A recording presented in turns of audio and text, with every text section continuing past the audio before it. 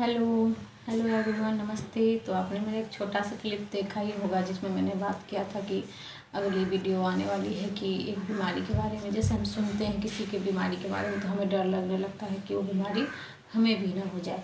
उस विषय में तो मैं बात करूँगी प्लस और भी सारे OCD प्योर ओ वाले जितने भी हैं सबके लिए बात करूँगी, है ना। सबका समाधान तो एक ही है। तो देखिए क्या है कि जैसे एक जिनका, पहले तो मैं उनकी बात कर लूँ जिनको ये डर लगा रहता है, क्योंकि मैं 2 सब्सक्राइबर हैं मेरे जिनसे मेरी बात होती है तो उनको लगो यही डर है कि वो कैंसर का डर। क्योंकि जब हम बीमारी की बात करते हैं तो कैंसर को सबसे ज़्यादा खौफनाक तरीके से देखते हैं, है ना। तो कैंसर जो है सो मतलब ऐसा है कि सुनते ही मतलब तो ठीक है, नॉर्मल इंसान जिनको OCD नहीं है वो तो सुन के इग्नोर मार लेते हैं कि ठीक है क्या होगा इससे। अगर उनके मन में आ भी गया कि तुझे कैंसर हो जाएगा, क्योंकि नॉर्मली सबके मन में ये ख्याल तो आ ही जाता है। अगर किसी के बारे में सुनते हैं कि उसे कैंसर हो गया, चाहे उसे कोई बीमारी हो गई, तो नॉर्मली ये सबके मन में थोड़ा सा ये बात चल ही जाती है कि कहीं मेरे को भी हो जाए तो वो क्या करते हैं, ठीक है वैसी बातों को इग्नोर करके आगे बढ़ जाते हैं। लेकिन इधर वैसी बात नहीं है। जिनको OCD है उनको ऐसी बात नहीं है। वो उस थॉट को माइंड के अंदर चिपका के रखते हैं कि नहीं कहीं मेरे को हो जाए। अब वो क्या करते हैं, उससे बच के रहने लगते हैं। मतलब उनके माइंड के अंदर ये ख्याल आता है कि ऐसा आना ही नहीं चाहिए मेरे मन के अंदर। अगर उन्हें ये डर बैठ जाता है कि मन के अंदर कैंसर के थॉट आए तो मुझे भी हो जाएगा, ठीक है। वो बार बार इस थॉट को फोकस करते हैं, रिएक्ट करते हैं, रखते हैं। वो धीरे धीरे वो OCD का थॉट में बदल जाता है। अब OCD क्या कर रहा है, अब OCD की चलेगी, आपकी कब चलेगी। OCD कुछ ऐसे प्रिय व्यक्ति को पहले आपकी लाइफ में जिनके प्रति आप ज़्यादा लगाव रखते हैं उसको ढूंढेगा, फिर उसके प्रति आपको डराना शुरू कर देगा कि देखो ये बीमारी अगर उनको लग गई तो। जैसे ये थॉट आता है फिर कंपन, एंजाइटी, फिर आपको थॉट को बार बार चेक करना कि कहीं मैंने सोच तो नहीं लिया।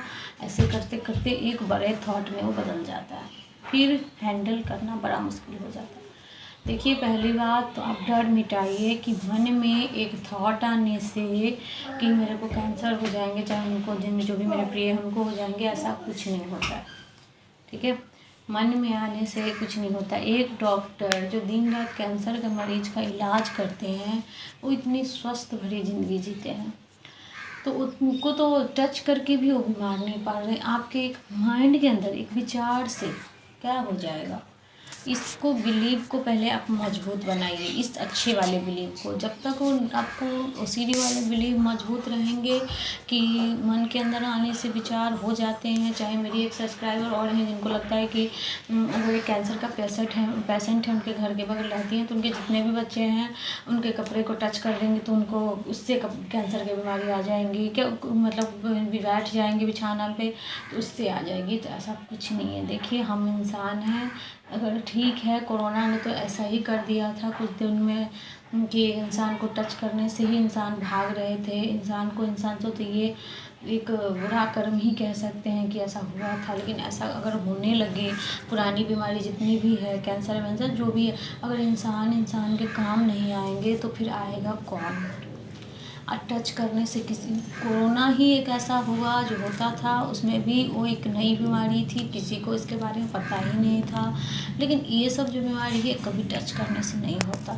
टच करने, अपनी सावधानियां रखें, अपनी अच्छी सोच रखें, स्वस्थ अपनी इम्यूनिटी मजबूत रखें, कोई कहीं नहीं। क्योंकि दुनिया में तो लगभग सारे बीमार हैं और हम इंसान से भाग नहीं सकते। इंसान को इंसान नहीं काम देगा तो देगा कौन, है ना। अगर डॉक्टर हमें इलाज नहीं करेगा तो करेगा कौन। अगर मान लीजिए एक डॉक्टर इस तरह से सोचने लगता कोरोना के टाइम में भी कि नहीं मैं एक ऐसा नहीं, तो वो खौफ उनके अंदर नहीं भरा गया था, उनके अंदर भी था।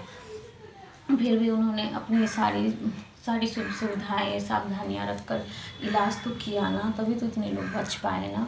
तो इंसान तो करना तो है ही, इंसान से हम भाग तो सकते नहीं, बस अपनी थोड़ी सावधानियाँ रखनी पड़ती हैं। जो देखिए एक बात है कि रिस्क जिनका नाम है, हम डर ही क्यों रहे हैं। देखिए जब चीज़ जो होना होगा ना वो होके ही रहेगा।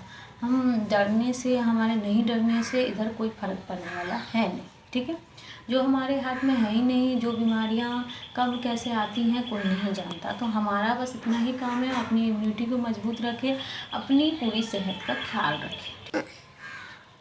बाकी मन में आने से कि विचार से एक कुछ हो जाता है, तो देखिए विचार का कोई अस्तित्व ही नहीं है। माइंड का काम है विचार लाना, आपका काम है कि आप किस विचार को ज़्यादा वैल्यू दे के बढ़ा डालो या तो वैल्यू ही मत दो, ठीक है। और सारे प्योर ओ वाले जितने भी हैं, देखिए माइंड के अंदर जो भी थॉट आपको ऑटोमेटिक चल रहे हैं ना, वो सब फालतू के ओसीडी का चाल है। देखिए ओसीडी को कोई मतलब नहीं है। देखिए जबकि सब एक नॉर्मल तरीके से जब सोचते होंगे ना, तो सच में उनको लगता होगा कि आंसर के थॉट आने से कभी तो कुछ होता नहीं है।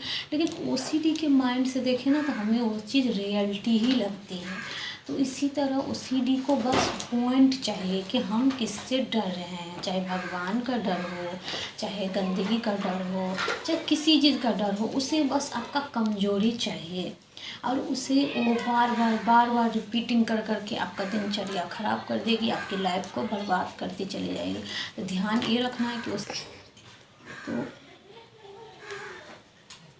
तो इधर ध्यान ये रखना है कि हमें अपनी लाइफ को हैप्पी रखनी है, ओसीडी वाले थॉट को रियलिटी नहीं माननी है, उसकी चाल को समझनी पड़ेगी हमें कि उसे हमारी बस कमजोरी चाहिए, जिस चीज़ से हम डर रहे हैं।